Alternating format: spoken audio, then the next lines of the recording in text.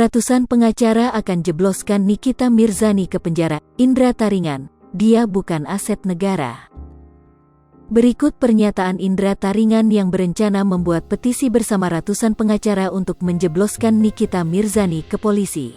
Kebebasan Nikita Mirzani usai dijemput paksa beberapa waktu yang lalu membuat Indra Taringan dan beberapa pengacara lainnya meradang. Indra Taringan dan beberapa pengacara lainnya meradang saat melihat Nikita Mirzani masih aktif di media sosial dan tidak dilakukan penahanan.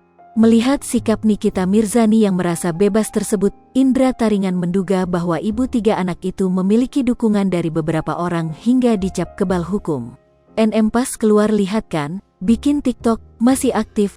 Jadi kami di sini berkumpul, siapapun di belakangnya jangan ikut campur dalam kasus ini, ujar Indra Taringan saat ditemui awak media di Polres Metro Jakarta Selatan, Senin, tanggal 25 Juli tahun 2022. Karena kita semua sama di depan hukum, lanjutnya.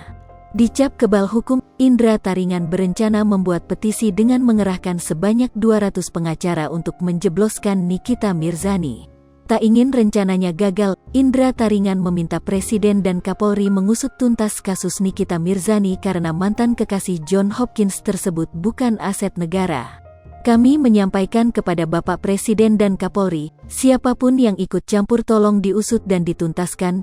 Jangan bilang aset negara, dia bukan aset negara, jelas Indra Taringan.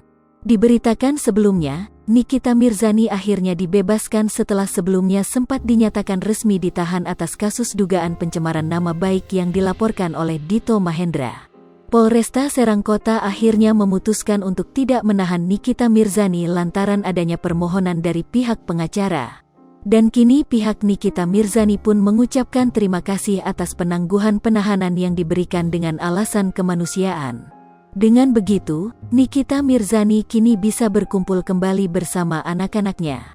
Saya atas nama Nikita mengucapkan banyak terima kasih buat Kapolda Banten yang memberikan atensi dan memperhatikan keberadaannya sebagai seorang ibu, ujar Fahmi di Polresta Serang.